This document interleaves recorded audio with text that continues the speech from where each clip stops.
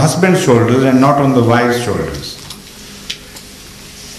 Man is responsible for running the wheel of economy in the house, and woman is not responsible for that. That is why I have been repeatedly declaring to the community that they should not look with greed to whatever their wives earn. This is entirely up to them. As they please, they can spend.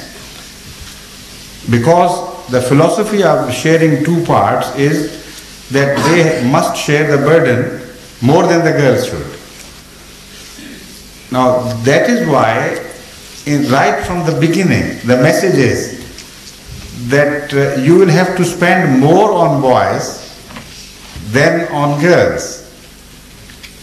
It is a burden twice for the boy, half for the girl. Because sacrifice requires a financial burden. So it should be looked at from this angle.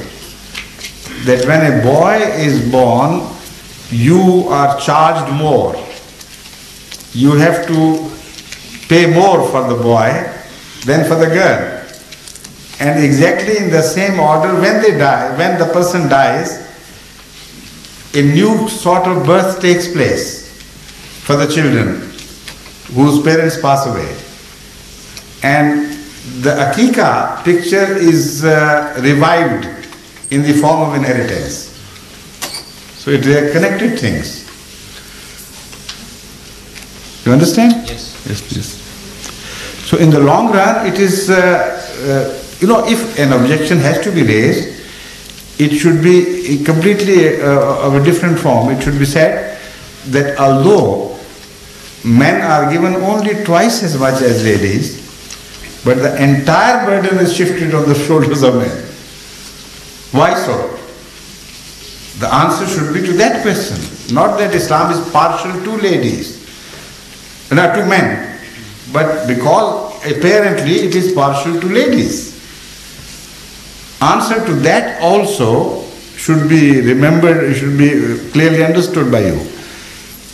Man does not depend entirely on what he inherits. In the Islamic economic system, men must push the wheel of economy and women can do it only optionally.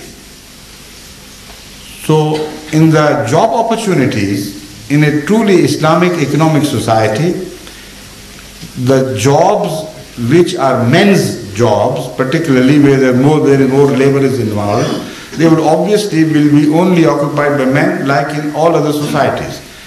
But those jobs which have two options, which can be performed by ladies as well as men, there men should be given preference in providing those jobs because they have a responsibility to discharge. And if there are optional jobs for the sake of national build-up, for the national building of national economy, women will not be left as just superfluous parts of the society. They are also permitted to participate in pushing the wheel of economy, but as an option. So as such, like what is happening in England nowadays, the rate of unemployment is rising. If men were given the employment here in preference to ladies, in a manner of speaking, but because they are made responsible for spending on their families, then it would be fair and understandable. But in the British society, it will not be fair and understandable because here both men and women are made to participate in their day-to-day family meeting the day-to-day family requirements, and that is why the houses are divided and the properties are divided and so on and so forth. So because here is a completely different system in operation, so you can't understand properly what Islam means. It can only be understood in the context of an Islamic economic system which is in operation in a country, then this is what I am telling you is bound to happen. Men will be employed first, and in those jobs where it is the men's job. In those jobs where there are two possibilities, they will be given preference over ladies. And then if jobs are left, then of course ladies will fill those jobs. Here again, one thing is very important, that it is not just the economy alone which is being addressed by these Islamic injunctions. This is deeply and closely related to Islamic social system. In Islam, it is not because the women are economically deprived or man is unduly burdened with economic responsibility that you come across these injunctions. They should be understood in the backlight of Islamic social system.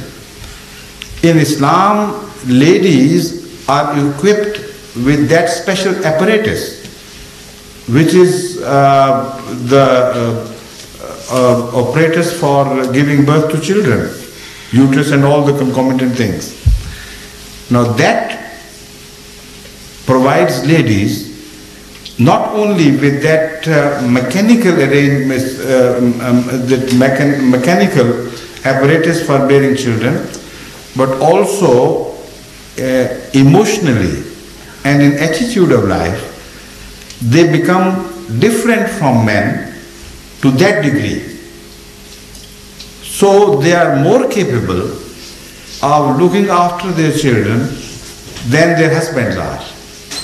Emotionally, they are more attached to those babies whom they carry for 9 months in their bellies than the men who are of course involved in the act, but only transiently, only in a passing moment.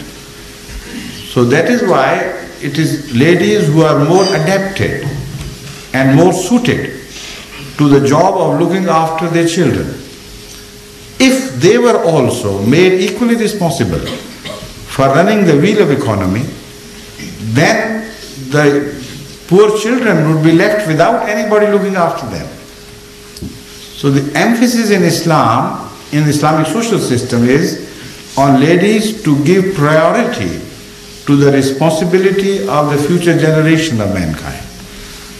And they are better suited to it. And emotionally, of course, they can offer much greater sacrifice for their offsprings than men can. That shows the reason why Islam treats men and women differently only in this small area, not in other areas. So Islamic economic system promotes an atmosphere in the society where women will have far more free time than in the non-Muslim societies to cater for the needs of the younger generation. So they should not be overburdened. I have seen here women appearing in some debates on television who sometimes, without knowing what is happening to them, express their their deep concern for themselves and other ladies. They say, look at what's happening to us. We bear children for 9 months, and then when the time to look after them comes,